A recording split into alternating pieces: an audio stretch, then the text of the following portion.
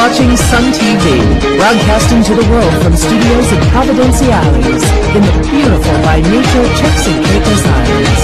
Sun TV, your source for real news as it happens.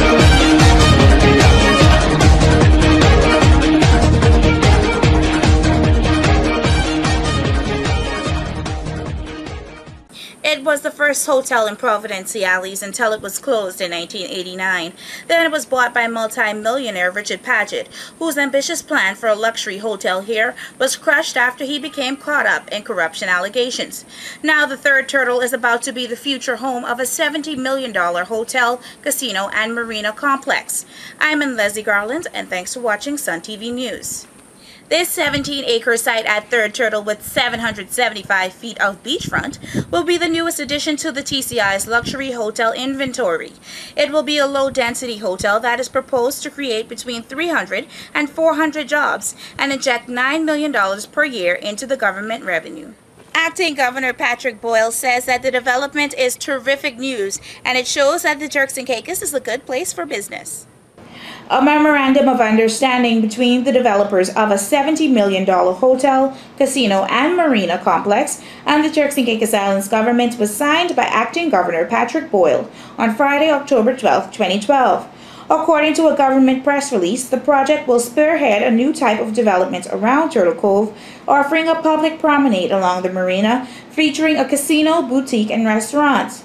The marina intends to rival the best in the region and to put Providenciales back on the map for top yachting and fishing enthusiasts.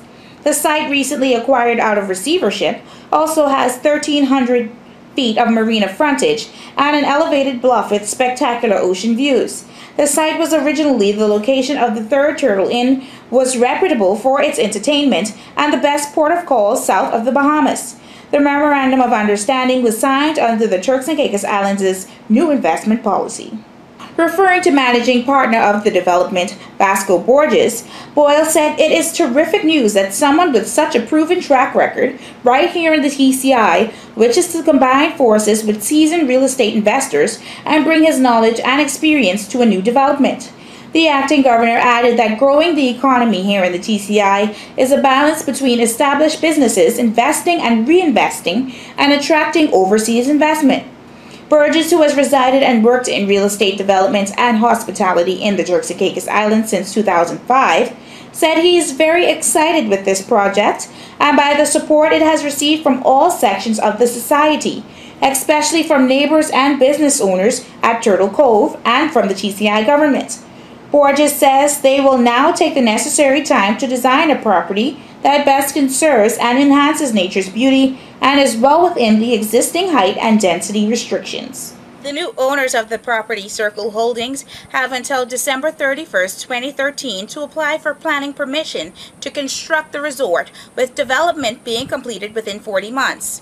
I'm Leslie Garland reporting on location from the old Third Turtle, which will be the future home of the $70 million hotel, casino, and marina here in Turtle Cove, Providenciales.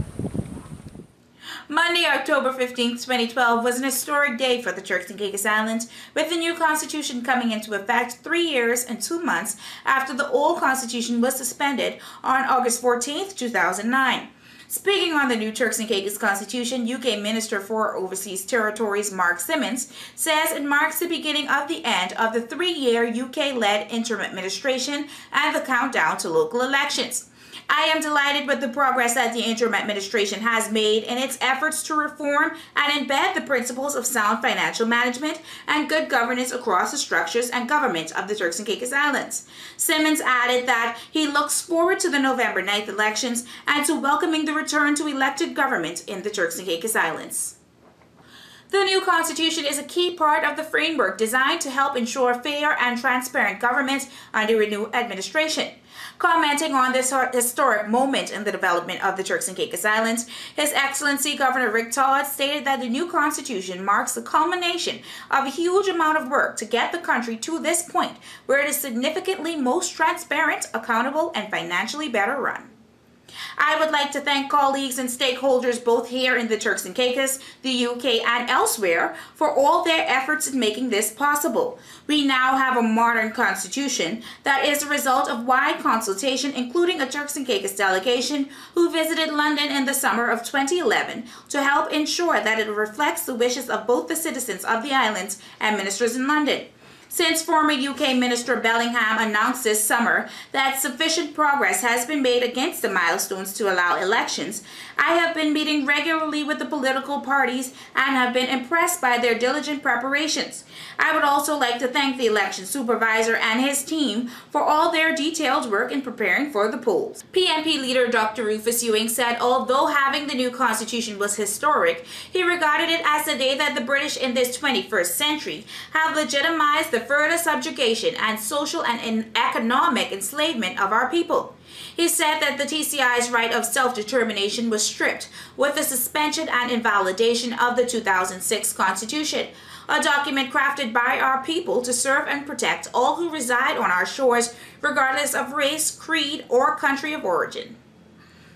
This new constitutional order and the objectives contained within its substance is a clear indication that the United Kingdom is by no means ready to further the development of our people and our country in a manner beneficial to this and future generations. This behavior runs contrary to the United Nations Declaration on the granting of independence to colonial countries and peoples, a declaration which was made some 52 years ago. It is therefore crucial that on November 9, 2012, we remember to vote for our future. We must remember to take that first step that will return us to self-government and self-determination.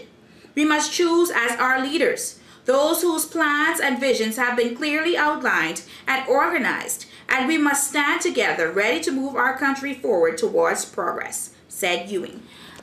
At least 3 persons received injuries and were taken to hospital after they were involved in 2 separate accidents on Saturday, October 13th, following a car show on the Leeward Highway. Police media officer Kevin Clark told Sun TV that one of the drivers was doing 360s when he apparently lost control of the vehicle and ran into some cars. Clark said when people in the crowd attempted to intervene, 3 were hurt. 2 were released from hospital the same night, while 1 was kept overnight for observation. In the other accident, a yellow Corvette was damaged after it hit the median between Courtyard Plaza and Central Square. Scores of curious onlookers gathered at the scene. Police are investigating. That's our Sun TV News package for today, Monday, October 15th. Until next time when we bring you more real news as it happens, directly to your computer, your mobile phone, or your tablet. Until then, I'm Ann Leslie Garland, and thanks for watching.